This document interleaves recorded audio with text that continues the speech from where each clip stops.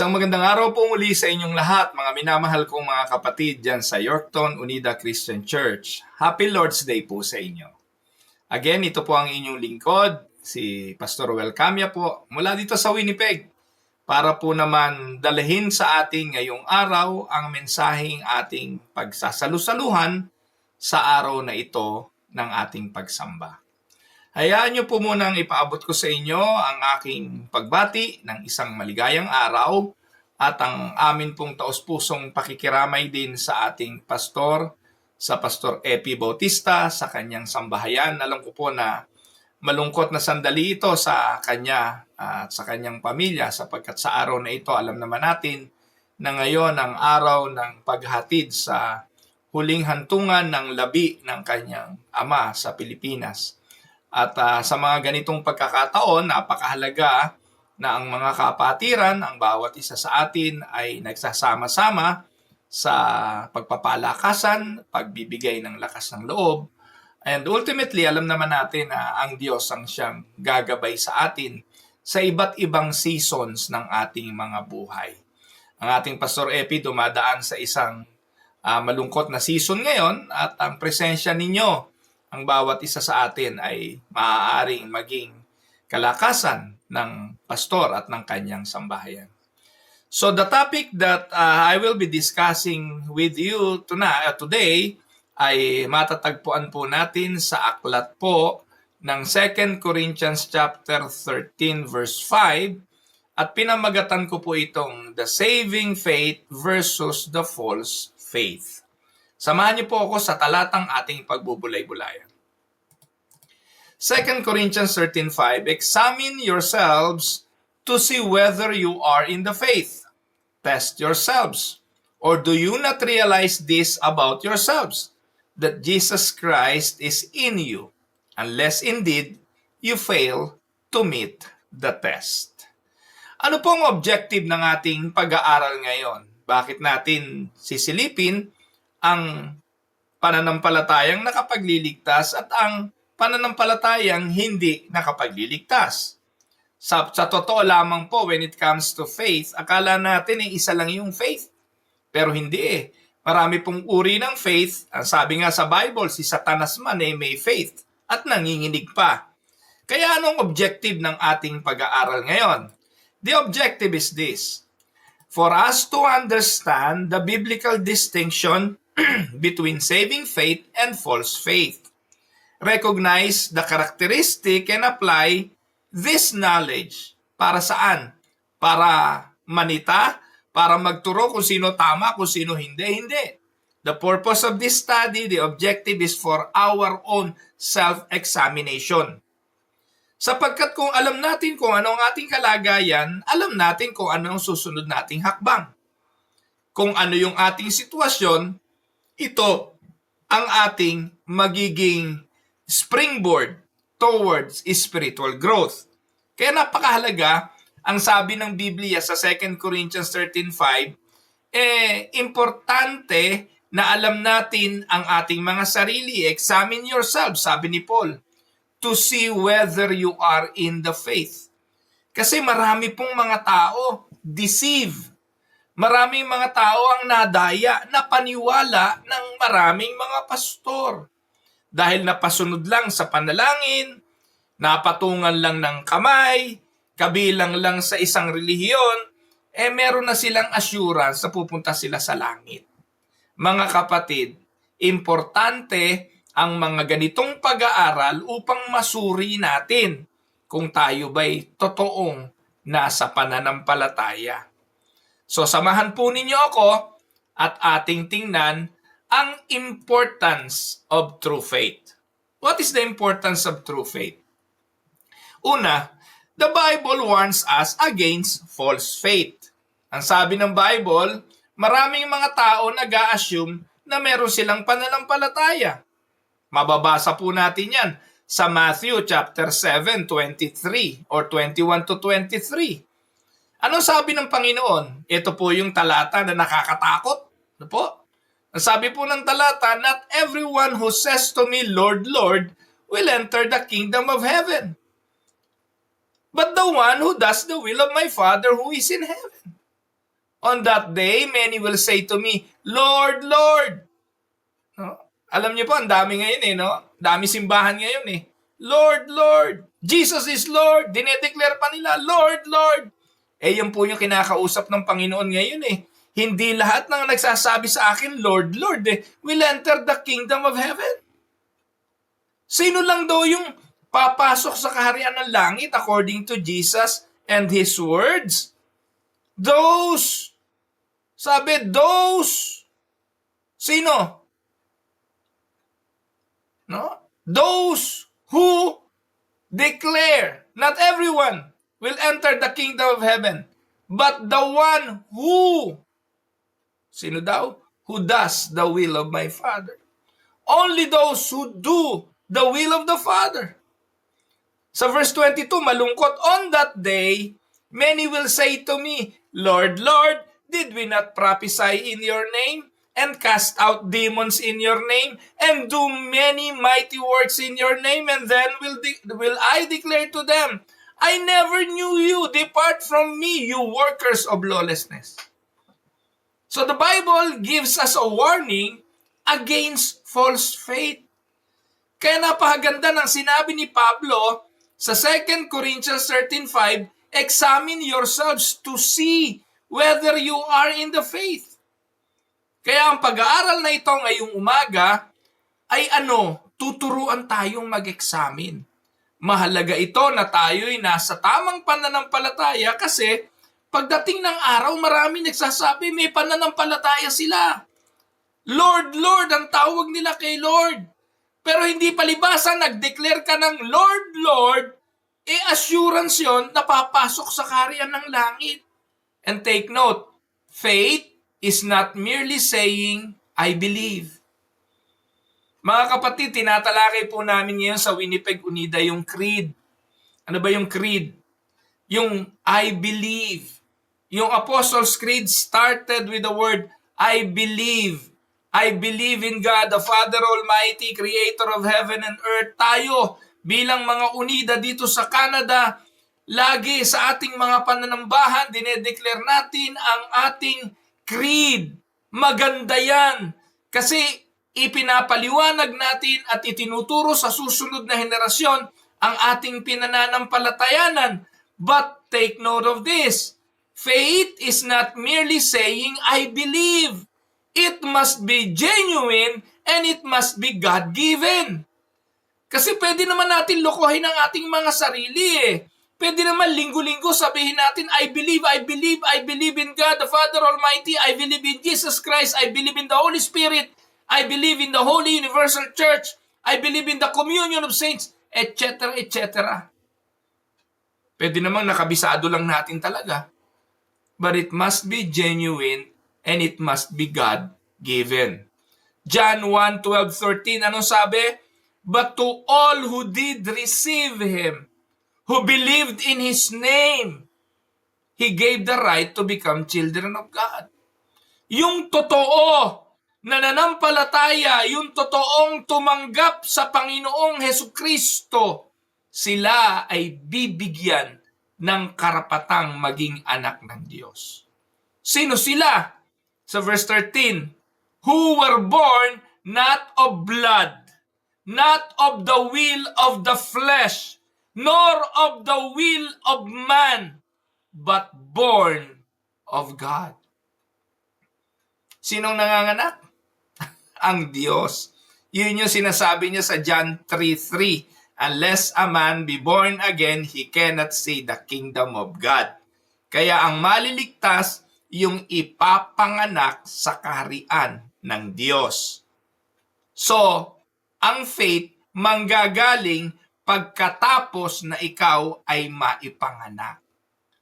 Sabi diyan, who were born, you who did receive Him, you who believe in His name, was given to be children of God. Sino yung mga yon? Sila yung born not of blood, not of the will of man, not the will of the flesh, but not on the will of man, but of God. So nakikita po natin dyan, regeneration precedes faith talaga. Nauna muna Ang pagkakapanganak, hindi ng blood, hindi ng flesh, hindi ng will of man, kundi ng Diyos. And then sila yung mananampalataya, sila yung tatanggap, at sila ang magiging anak ng Diyos. Hindi naman mahirap intindihin yan. Hindi po ba? At sila ay mayroong tinatawag na pananampalataya. So the doctrine of saving faith is vital for assurance and avoiding deception. Can we say amen? So true faith produces fruit, while false faith is empty and powerless. Amen? So yan yung importance of true faith. Now, pag-aralan natin ngayon yung nature of true faith or the nature of the saving faith. Una, A. Saving faith is a gift from God. Hindi ito galing sa atin. Binanggit na yan kanina sa John 1:12. Not the work of man, not the work of the flesh, no, not the will of man, kundi a gift from God. Amen? Ephesians 2:8 and 9. For by grace you have been saved through faith. And this is not your own doing.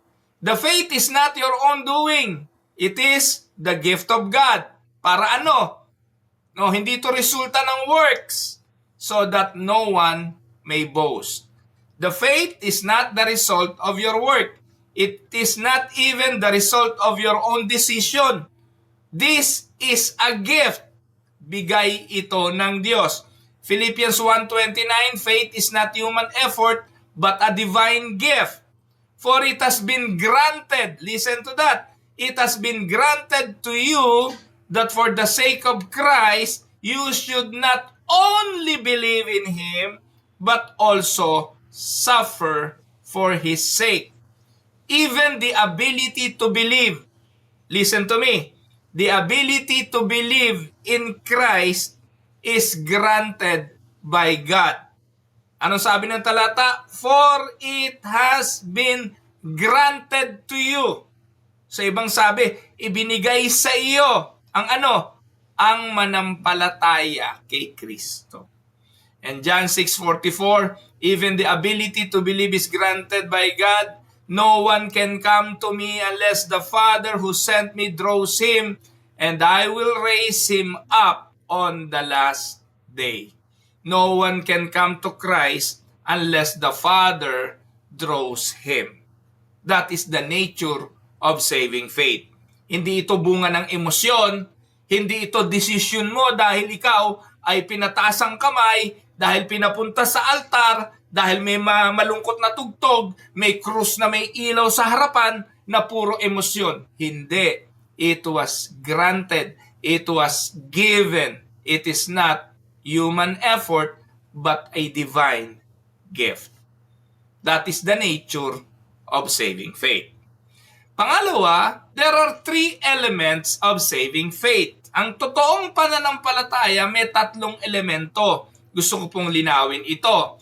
Ang unang elemento, yung tinatawag na noticia, knowledge. So ito yung understanding the gospel truth. Romans 10:17, anong sabi? Ang sabi po sa talata, so faith comes from hearing and hearing through the word of Christ. Kapag narinig mo yung pangaral ng Ebanghelyo, narinig mo tungkol na si Kristo ang daan, si Kristo ang katotohanan, si Kristo ang buhay, narinig mo yung ginawa ni Kristo sa krus ng Kalbaryo, yung kanyang kamatayan bilang pagtubos sa iyong kasalanan, narinig mo yon, maniniwala ka doon. And you will hear the word, and faith comes from that hearing. Amen? Nagkaroon ka ng knowledge, ganun pala yun.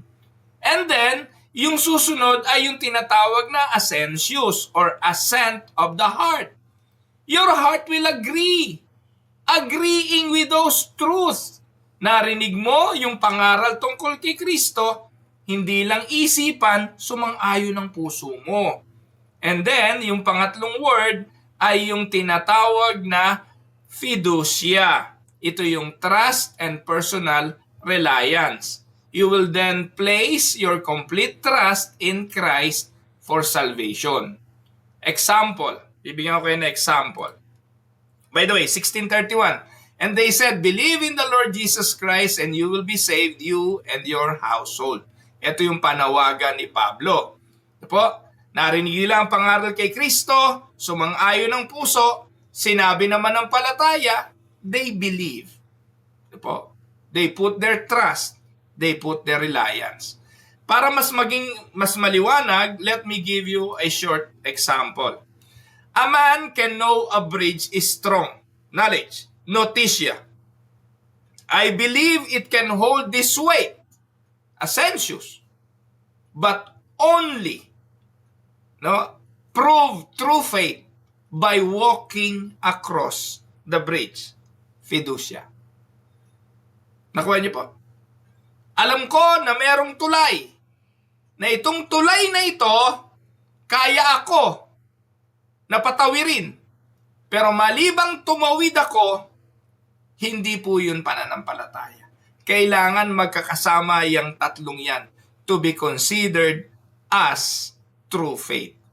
Nandun yung knowledge, pagsang-ayon ng puso, at ang lubusang paglalagak ng pagtitiwala. One example sa Bible ay ang rich young ruler. Sabi ng rich young ruler, how can I enter the kingdom of God? Okay? Sabi niya, good teacher, di ba?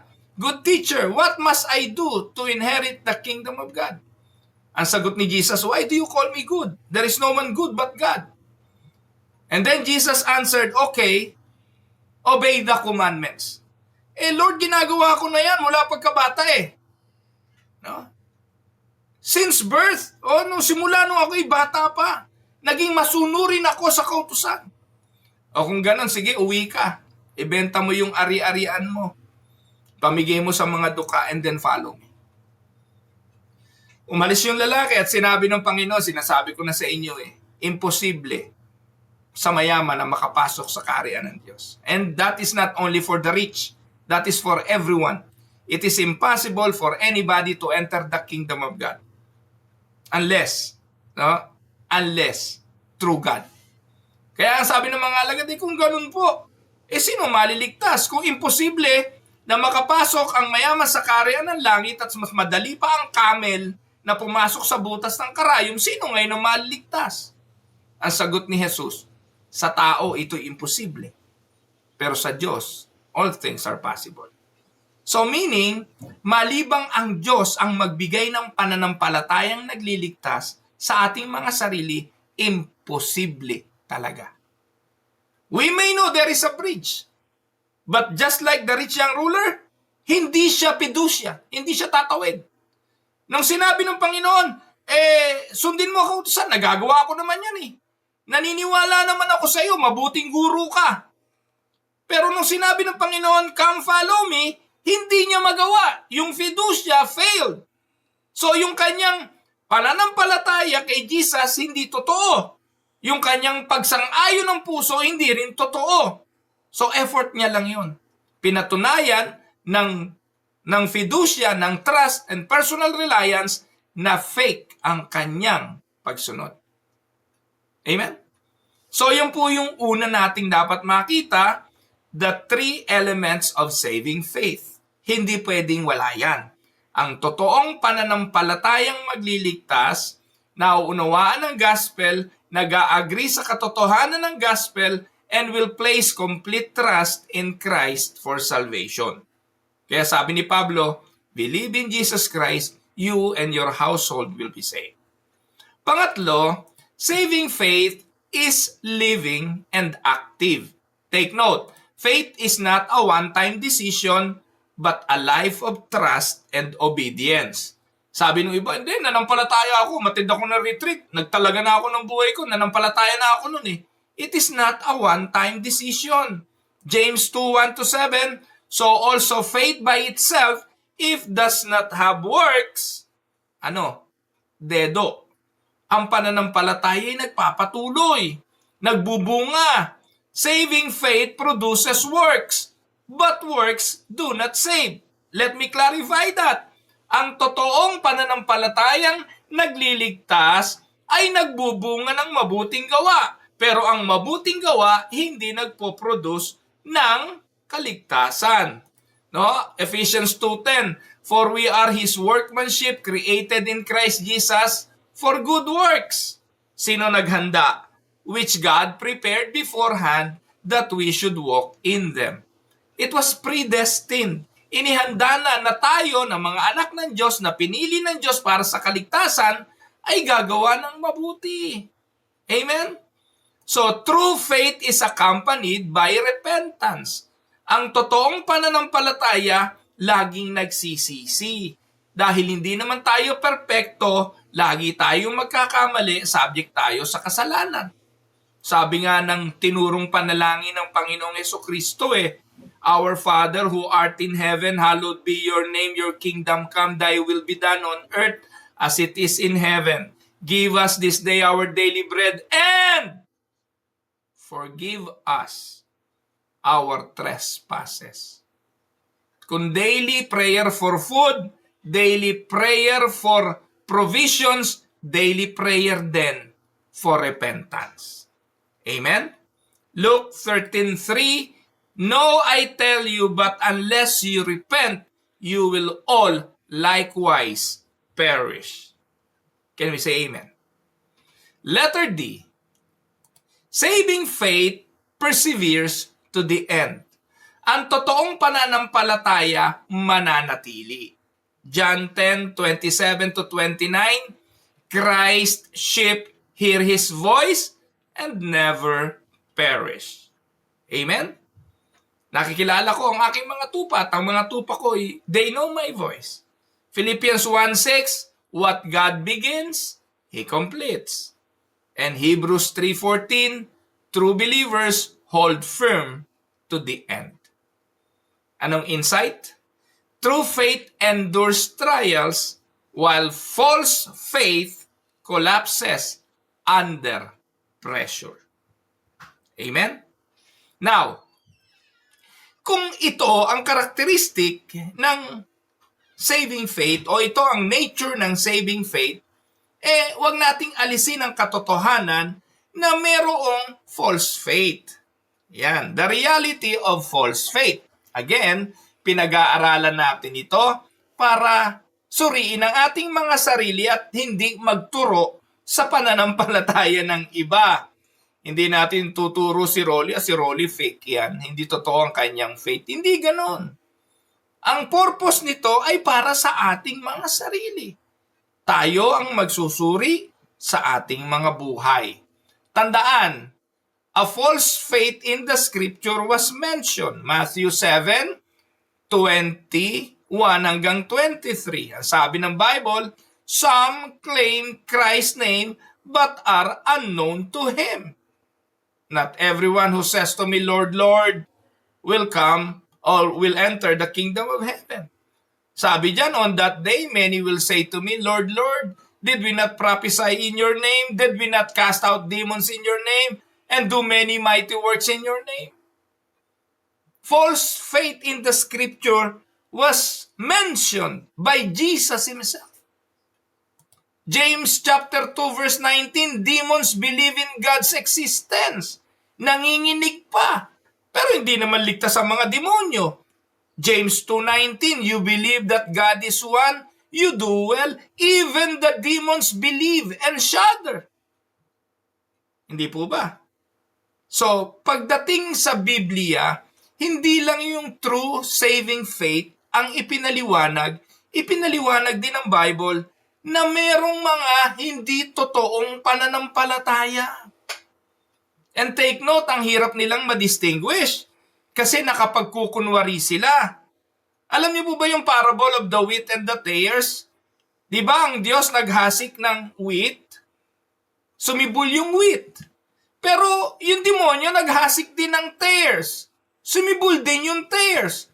Ang sabi ng mga alipin, Panginoon, sumibol po yung mapanirang damo bubunutin na namin. Ano sabi ng Panginoon? Hindi. Huwag niyong bubunutin. Dahil pag binunot niyo yung mapanirang damo, baka madamay ang wheat. Kasi hindi natin madedistinguish alin ang wheat at alin ang damo. Identical yan. Magkakasama yan. So, pabayaan nyo na lang yan dyan. Darating ang panahon, may mag-harvest. At sa panahon ng pag-harvest, paghihiwalayin ang totoo at ang hindi. Yung hindi, itatapoy sa apoy. Yung totoo, ligtas, dadalahin sa barn ng Diyos. Can we say amen? Kaya sa John 6:66, many disciples abandoned Jesus when the truth was too hard. John 6:66, after this, many of his disciples turned back and no longer walked with him. Sila yung mga nag-express lang. They want to follow Jesus, just like the rich young ruler, pero hindi totoo ang kanilang pananampalataya. Ito po yun. The rich young ruler had outward religion, but he refused to follow Christ. Luke 18:18-23. Ano sabi niya? All this I have kept from my mouth. Pero, nung sinabi na ng Panginoon, ibenta mo ang iyong ari-arian, pamigay sa dukha, sumunod ka sa akin, he became very sad, for he was extremely rich. Amen? Now, kanina dinistinguish natin yung nature ng true faith. Tingnan din natin yung types of false faith. 1, temporary faith. Yan temporary faith, yan yung mga emotional response. Nabunga lang yan ng mga magagandang malungkot na kanta, nakakakilabot na kantahan, emotional. Matthew 13:20-21. As for what was sown on the rocky ground, this is the one who hears the word and immediately receives it with joy. Diba? Bumagsak yan sa batuhan. Tinanggap, tuwan-tuwa. Oh, praise the Lord. Hallelujah. Glory to you, Jesus. Pero ano nangyari? Dahil walang ugat, hindi nagtagal. Temporary faith. Hindi yan saving faith. Ang dami po nagsasabi, they believe in Jesus. Buong Pilipinas, they believe in Christ. Buong Pilipinas. Kahit ang mga Muslim doon, naniniwala na merong Jesus. Pero iyon ay hindi saving faith. Temporary faith ang tawag doon. Meron din naman yung tinatawag na intellectual faith. Knows the truth, but lack the trust. Again, yung tatlong elements of saving faith. Ano-ano ba yun? No, naalala niyo mo ba yun? Noticia, knowledge. Assensus, assent of the heart. Fiducia, trust, and personal reliance. Amen? Ito, intellectual lang. Ano sabi ng talata? James 2:19, you believe that God is one. You do well. Even the demons believe and shudder. Si Satanas naman naniniwala kay Jesus. Tinukso nga si Jesus If you are the Son of Man, make this stone into bread. Diba? Intellectual faith lang yun. Meron din namang mga tinatawag na self-righteous faith. They trust in works and not by grace. Naniniwala sila na yung mabuting gawa, dahil mabait sila, nagsisimba linggo-linggo, nagbibigay sa mga dukha, iyon na yung pananampalataya. Yes, pwede yung faith, pero self-righteous faith. Luke 18:9-14, yung Pharisee. Yung parable of the Pharisee. Umakyat sa templo para manalangin. Yung Pariseo nakatayo by himself and praying. Ang sabi niya, God, I thank you that I am not like other men, extortioners, unjust, adulterers, or even like this tax collector. Tapos inilita niya na yung mga ginagawa niya. I fast twice a week. I give tithes of all that I get. Can you imagine that? Self-righteous faith. Faith of the Pharisees. Tapos meron pa yung usong-usong ngayon. Prosperity-driven faith. Yan ang turo ni Eddie Villanueva ng JIL. Yan ang turo ni Mike Velarde ng El Shaddai. Yan ang turo ng mga FF dyan, yung mga BFF nyo. Kung ano-anong fellowship. ni Benny Hinn, ni Joyce Myers, ni Creflo Dollar, turo ni Kenneth Copeland, at napakadaming mga Pentecostal churches maging dyan sa Yorkton. Follow Christ for blessings and not salvation. So, iyan po ang John 6:26. Jesus answered them, "Truly, truly, I say to you, you are seeking me not because you saw signs, but because you ate your fill of the loaves." Naalala niyo po ba, napakaraming sumunod sa Panginoon dahil nagpapakain siya. Nung nagpakain siya ng 5,000, ang gusto ng mga tao, gawin na natin siyang hari. They want to make Jesus as king.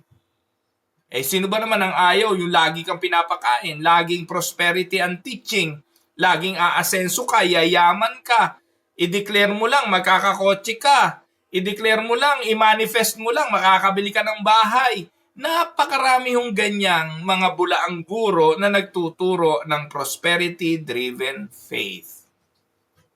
Po? At panlima, hypocritical faith. Outwardly religious, but inwardly unchanged. Again, yan ang mga Pariseo. Woe to you, scribes and Pharisees, hypocrites! For you are like whitewashed tombs, which outwardly appear beautiful, but within are full of dead people's bones and all uncleanliness. So you also outwardly appear righteous to others, but within you are full of hypocrisy and lawlessness. Amen? Now, ano pa ang palatandaan? Yan po yung mga types ng false faith. Ano pa yung mga palatandaan para ating makita kung false ang faith? Again, hindi para hatulan yung pananampalataya ng iba, kung hindi yung atin mismo na pananampalataya ang ating masuri. Anong mga signs? 1, no real repentance. 2 Corinthians 7:10, for godly grief produces a repentance that leads to salvation without regret, whereas worldly grief produces death. Pag totoong Kristiyano at nagkasala at sinaway, magbabalik loob. Like what happened to David. Si David, nagkasala, sinaway ni Nathan, nagbalik loob. Pero pag sinaway at hindi nagsisi, walang remorse, baka palatandaan niya ng hindi totoong pananampalataya. Amen? Kahit paulit-ulit, hindi yan magbabago. Katulad ng paraon, 9 na salot hanggang 10, walang nangyari. Lack of spiritual fruit. Matthew 7:16-20, you will recognize them by their leaves? By their tree? No. You will recognize them by their fruits. Are grapes gathered from thorn bushes or figs from thistles? So every healthy tree bears good fruit, but the diseased tree bears bad fruit. A healthy tree cannot bear bad fruit, nor can a diseased tree bear good fruit. Every tree that does not bear good fruit is cut down and thrown into the fire. Thus you will recognize them by their fruits. Amen? Ano pa? Abandoning Christ in trials. Kaya yung pagsubok, sukatan talaga yan kung sinong totoo. Amen? Like Job, ano sabi ni Satanas? Kaya lang naman yan. Naglilingkod sa iyo dahil pinagpapala mo Hindi po ba? Ganyan ang maraming tao kasi. At tama si Satanas sa marami. Pero mali siya kay Job. Kasi ang pananampalataya ni Job, totoo. Kung nagtatagumpay siya sa marami, totoo naman yun. Na marami naman naglilingkod lang sa Diyos dahil pinagpapala. Hallelujah, hallelujah kapag maraming pera. Pero pag wala na, they abandon Christ in trials. So, ano pa ho mga kapatid? Ano talata? Luke 8:13. And the one on the rock are those who when they hear the word receive it with joy, but these have no root.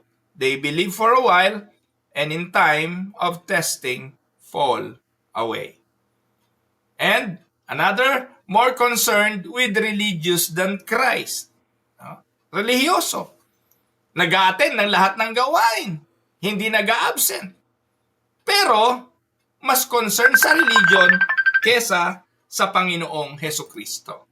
Matthew 23 verse 5, they do all their deeds to be seen by others, for they make their phylacteries broad and their finger long, o fringes long. Meron po kasi tumatawag sa akin. Nalilito po ako. But anyways, marami pong ganyang mga tao, they are more concerned with religion than the Lord Jesus Christ. So anong insight natin dito?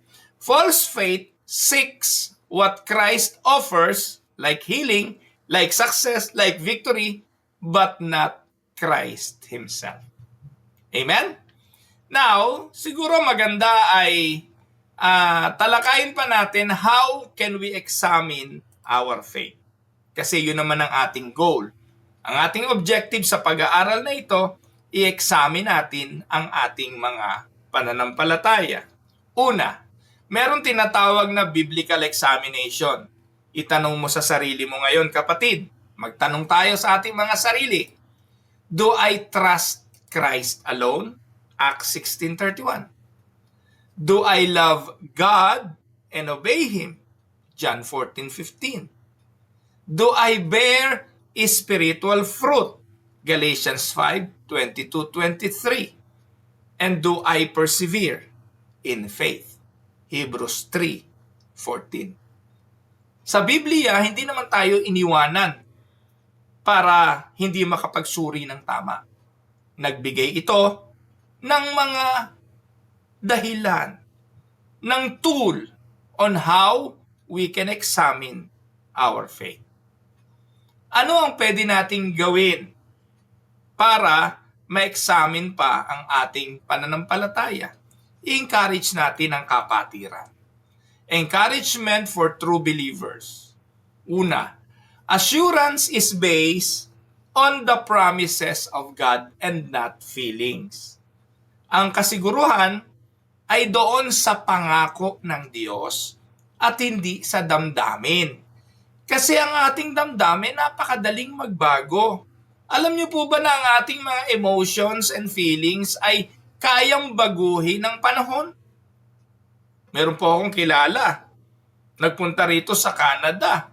Yabang-yabang magpapastor dito, iniwanan ng pamilya sa Pilipinas. No? At talagang magpapastor dito. Nadali ng depression uwi sa Pilipinas ngayon ayaw nang bumalik. Bakit? Tinalo ng feelings. Tinalo ng emotions na naging depression at hindi napagtagumpayan. Ngayon, para magtagumpay at masubok kung talagang ang pananampalataya ay totoo, nakabase dapat ito sa pangako ng Diyos. Hindi sa feelings. Kasi kung ang ating basihan ay damdamin lang natin, emosyon natin, nakabase ito sa pagbabago ng panahon, walang mangyayari sa buhay natin. Palatandaan lang yan na mahinang pananampalataya. Bishop, ibig bang sabihin, hindi na de-depress ang Kristiyano? Hindi. Or, don't get me wrong, kung ang tanong nyo, hindi ba na de-depress ang Kristiyano? Nadidepress. Lilinawin ko, baka magkamali kayo intindi. Ang mga Kristiyano ba ay hindi nakakaramdam ng kalungkutan? Nakakaramdam. Ang mga Kristiyano ba, wala na bang emosyon? Meron. Kaya nga tayo mga kapatid ay pinagdidesisyon ng Diyos. Ano po? Bilang mga mananampalataya na ating hanapin lagi ay mga bagay na ayon sa kanyang kalooban. At hawakan at panghawakan natin ang kanyang mga pangako. Hindi ang ating mga emosyon kasi napaka-fleeting, napaka-deceptive ng ating mga emotions. At pabago-bago. Meron nga akong kilala isang dalaga. Dati, niligawan siya, ayaw na ayaw niya, katanggi-tanggi siya. Ayoko niya, nako, hindi ko yan gusto. Itaga mo man sa bato. Yung nanliligaw matyaga. Nanliligaw matiisin, hindi siya sumuko. Bukod sa pananalangin, talagang sinusuyo niya yung dalaga. Alam niyo nangyari, yung babae, nagbago ang puso. Kasi nakita niya yung katiyagaan ng lalaki. Yung pagsusumikap ng lalaki at pagpapatunay ng lalaki na mahal niya yung babae. Ganon nagbabago ang damdamin. Kaya wag susuko. No? Wala po ako pinatutungkulan. Huwag tayong titigil. At ang dapat ang basihan natin ay hindi ang emosyon, hindi ang feelings, kundi ang pangako ng Diyos. Kasi ang pangako ng Diyos, hindi nagbabago. Amen? Ano pang encouragement sa atin bilang mga mananampalataya? No, sabi diyan 1 John 5:13, I write these things to you who believe in the name of the Son of God, that you may know that you have eternal life. Di ba? So, yung nanampalataya kay Kristo, yung totoong saving faith, may assurance of eternal life. Ngayon, darating yung panahon, malulungkot ka, naku, wala na akong kaligtasan. Hindi, panghawakan mo yan. 1 John 5:13. Kasi ang Diyos ang may pangako niyan. Amen? Now, the Holy Spirit testifies we are children of God. That is also an encouragement. Romans 8:16, the Spirit Himself bears witness with our spirit that we are children of God. And faith is strengthened through trials and not destroyed. Kung may pinagdadaanan ka man ngayon na anumang bagay, kung ang pananampalataya ay totoo, hindi yan mawawasak. Susubukin, pero magtatagumpay. 1 Peter 1:6-7, in this you rejoice, though now for a little while, if necessary, you have been grieved by various trials, so that the tested genuineness of your faith, more precious than gold that perishes, though it is tested by fire, may be found to result in praise and glory and honor at the revelation of Jesus Christ. Example niyan, si Peter denied Christ but repented and was restored. Amen? Judas, however, had false faith. He never repented and he perished. Amen? Now, 42 minutes na eh. Gusto ko pa sana. Kaya lang baka pagbayarin na kayo ng doble dyan sa Seventh-day Adventist Church. So, i-conclude na po natin and let us go to some application. A, call to examine ourselves. 2 Corinthians 13:5, binasa natin kanina, true faith proves itself over time. True believers should rejoice in their security, and those with false faith should repent and trust Christ's sincerity. Amen? So B, encouragement to grow in faith. Tandaan, faith grows through God's Word. Romans 10:17. Faith is tested through trials. James 1:2-4. And faith results in love for Christ. 1 John 4:19. Now, final thoughts. Ang sabi ng Panginoon, John 10:27-28, my sheep hear my voice and I know them, and they follow me. I give them eternal life, and they will never perish, and no one will snatch them out on my hand. May we all pursue genuine faith that is rooted in Christ, empowered by the Spirit, and evidenced by the transformed life. Amen? Ito po ang inyong lingkod, si Pastor Ruel. Magandang araw po, and happy Lord's Day, everyone. God bless.